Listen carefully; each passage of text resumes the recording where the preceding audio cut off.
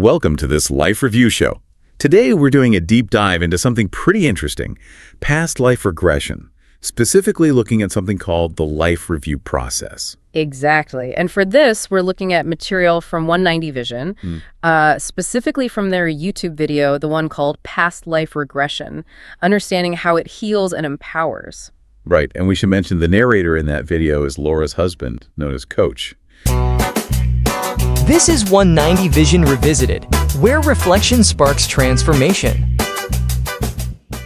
So our goal here is really to, well, dig into their material, pull out the key insights, and understand how they frame this whole thing as a tool for healing and empowerment. That's the plan. We want to unpack why people even look into past lives, according to this source, how they say the process works, and yeah, look at some really fascinating examples they give. Okay, good starting point. So 190 Vision presents this life review thing as maybe an alternative to Akashic Records readings. What's the main difference they stress? Well, the big word is empowerment. You know, with a traditional reading, often someone else is the channel telling you things. Their process, they claim, is designed to put you directly in touch with your own inner wisdom, your memories, cutting out the middleman, sort of. Ah, okay. So you're the source, guided, but it's your stuff. And they talk about motivations, why people seek this out. It's not just like being curious if you were famous, so they touch on that later. What are the deeper drivers they list? Yeah, they list some pretty significant ones. First off, helping people overcome fears or phobias, the kind that don't seem to have any logical cause in this life, you know. Like a sudden fear of heights or water with no bad experience. Exactly that. Just pops up. Another one is understanding why you react really strongly, maybe negatively in certain situations. Those triggers we all have, where the reaction feels bigger than the situation warrants. Okay. Triggers. Makes sense. What else? Spiritual transformation is a big one they mention. People looking for deeper meaning, their path, their purpose. The life review is presented as a way to kind of speed up that journey by bringing in past parts of yourself. And they do contrast these deeper reasons with something they think kind of misses the point. Oh, yeah. Just wanting to know if you were like Cleopatra or Napoleon. Simple curiosity about fame. Now, curiosity is listed as a reason people show up, but they suggest focusing only on the fame aspect misses the real therapeutic potential, the spiritual depth. It's not about ego boosting. Gotcha. It's positioned as inner work, not just a history quiz about yourself. So how do they say this actually works? What's the mechanism behind regression being effective, according to them? Right. The core idea they present centers on the subconscious mind. They describe it not just as storage for this life, but like this vast, huge library holding information from all your lives, all experiences. It's all supposedly in there. And it's not just sitting there quietly on the shelf, is it? No, and this is key. According to the source, these past life memories aren't dormant. They're active. They're constantly influencing our current psyche, often totally unconsciously. And that influence can be good, or it can be obstructive. This is where they bring in that analogy, right? Yeah. The fairy godmother and the bad fairy. Exactly. The fairy godmother is like the positive stuff from past lives, you know, inherent talents, qualities, maybe a sense of purpose, your dharma that you carry. But then there's the bad fairy casting dark spells. These are the negative experiences, the traumas, the unresolved baggage from other lifetimes. And these dark spells, these hidden negative influences, they claim these can actually show up in our current lives. How? Well, according to them, yeah. They can manifest as things like anxiety, depression, neurosis, phobias tying back to that first motivation. They also mention weird moods you can't explain, slips of the tongue that kind of reveal something deeper, or even physical symptoms that doctors can't figure out. That covers a lot of ground. And this feeling of being stuck, blocked. Definitely. That invisible block feeling, like you're trying to move forward but keep hitting a wall you can't see, or like, you know, Alice through the looking glass, running hard but ending up right back where you started. That feeling, they suggest, could be one of these past life things holding you back. So how does regression help break these dark spells or blocks? They mentioned something about 20th century psychologists. Yeah, the source says these psychologists found what they call a magic key. And this key was taking patients back to the origin of the problem. And often that origin wasn't in their current childhood, but way back in a past life. And the healing happens just by knowing the source, Is that the idea? That's the core claim, yeah. Bring the origin, the fear, the pattern, the block out of the subconscious shadows and into the light of conscious awareness. When you do that, it supposedly loses its unconscious grip on you. And when that grip loosens, the symptoms just melt away, as they put it. Precisely. That's why they present regression as this way to break dark spells. And they're pretty confident about it, saying there are countless case studies showing it works. Okay, so that covers the why and the claimed what. Let's get into the how. How does the actual regression process work, according to the source? They use that consciousness analogy. Right, the multi-story building.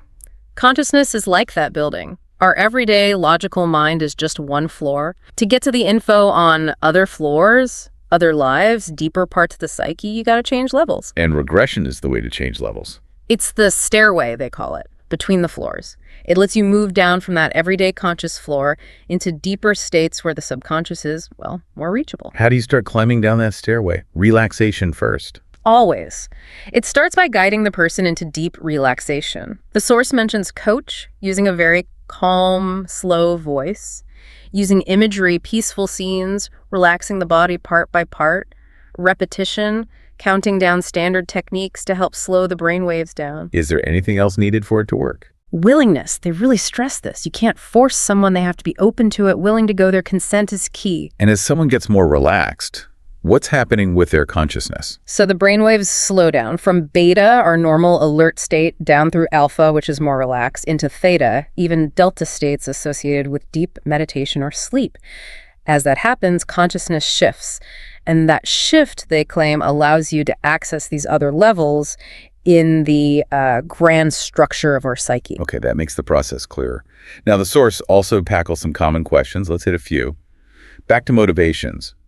Why do people actually go for a past life regression? Right. They circle back to the points we made, but add a couple more angles.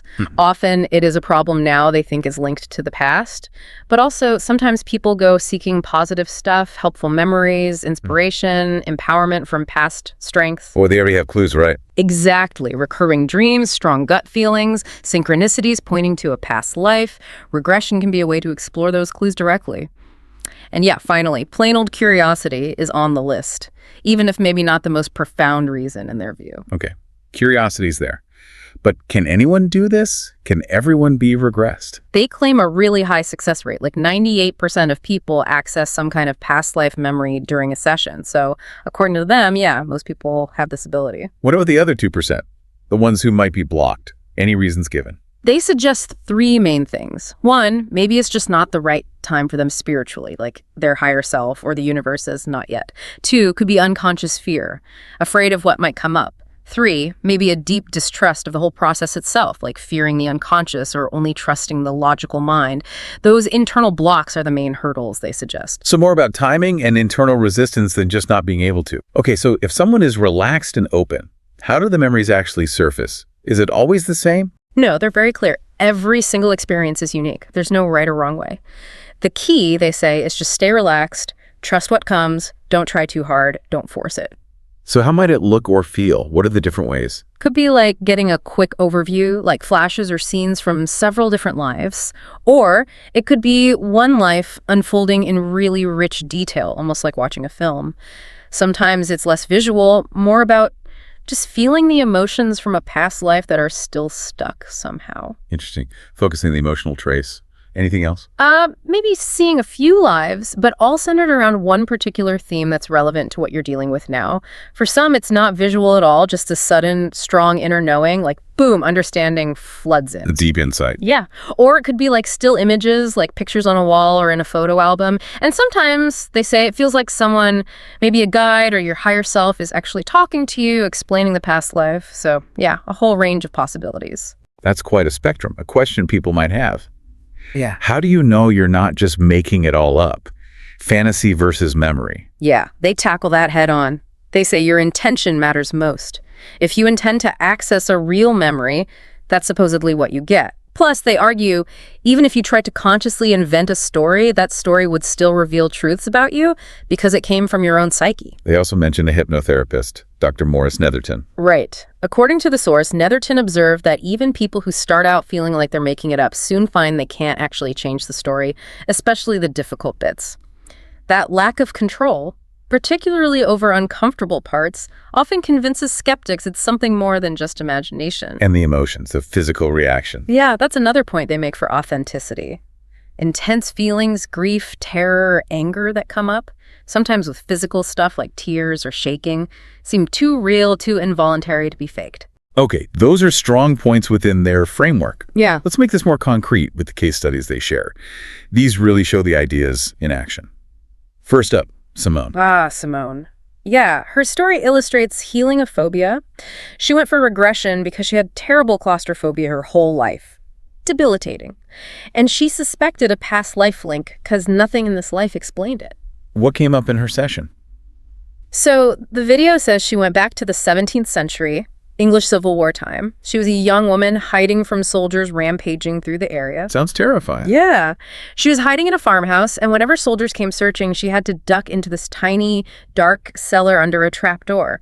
She described waiting there in just breathless terror. And the specific incident that caused the phobia? Well, one night, the soldiers found the trapdoor. Wow. Found her hiding. They dragged her out, took her away, and killed her. So that experience, the terror of being trapped in that small, dark space, found and killed, that's presented as the direct root of her modern-day claustrophobia. And did it work? Did the regression help? Yes. According to their account, yes, dramatically. Right after the session, she was staying in a guest house with a tiny, windowless bathroom, exactly the kind of place that would usually trigger panic. But this time, she went in, closed the door, had a long bath, totally calm, no fear.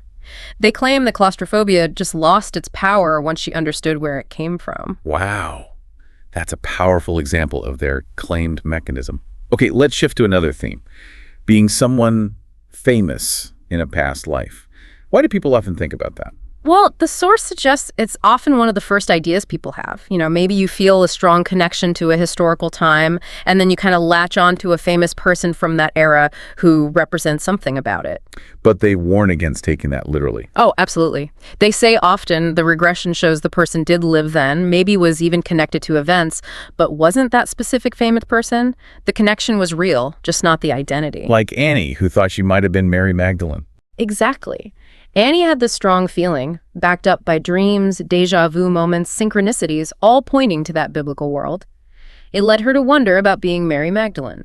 What did her regression show instead? It showed she was deeply involved in a spiritual movement in the Middle East around that time, that in that life, as a young girl, she chose to leave behind frivolous ways, join a group that sounded like the Essenes, and devoted herself to spirituality. So not Mary Magdalene, but living a very similar path of spiritual dedication in that same environment. How does the source explain why she had the initial Mary Magdalene thought? They suggest we sometimes identify with these big historical figures not because we were them, but because of what they symbolize.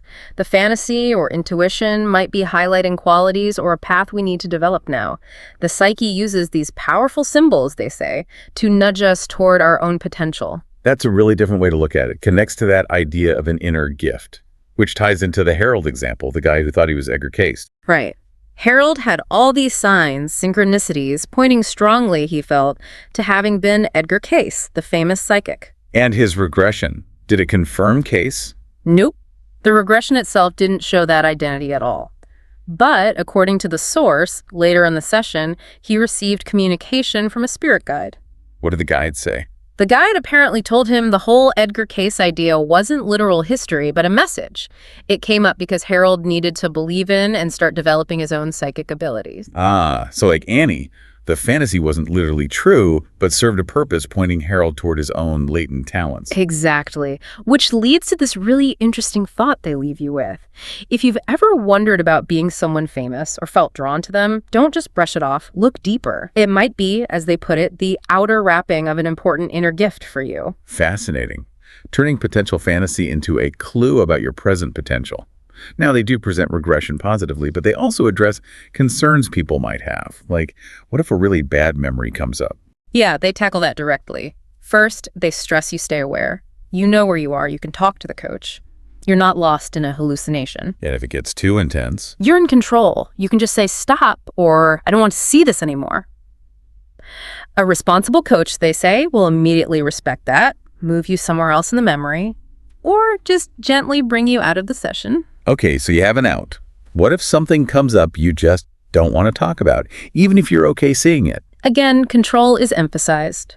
They say discussing it is often more helpful for healing, but there's zero obligation. You can absolutely choose to just observe internally, keep it to yourself. Like watching your own inner movie silently. Pretty much. And you can always ask to be moved or brought out, even mid-sentence, if you get uncomfortable. That addresses privacy concerns. What about the fear of finding out you were, well, a bad person? Their take is very compassionate. Look, they say everyone's made mistakes in past lives. It's part of learning. There's no judgment, not from the coach, not from your higher self. And the timing is important too, right? Exactly. They suggest if the memory is coming up now, it's because you've evolved past who you were then. It's time to forgive that past self, heal any lingering effects. Owning it, they claim, actually allows you to move forward with more compassion for yourself and others. A very different perspective on difficult pasts. Okay, one last common fear. Can you get stuck?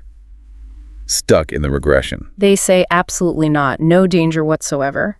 They explain that the relaxed state, alpha, theta, it's completely natural. It's not some weird trance you can't escape. Like meditation or drifting off to sleep? Precisely. It's part of our natural human makeup. You'll come out easily when ready or when the coach guides you. No risk of getting stuck. Okay, let's pull this all together then. Based on the 190 vision material we've looked at, what's the big picture summary of this life review process?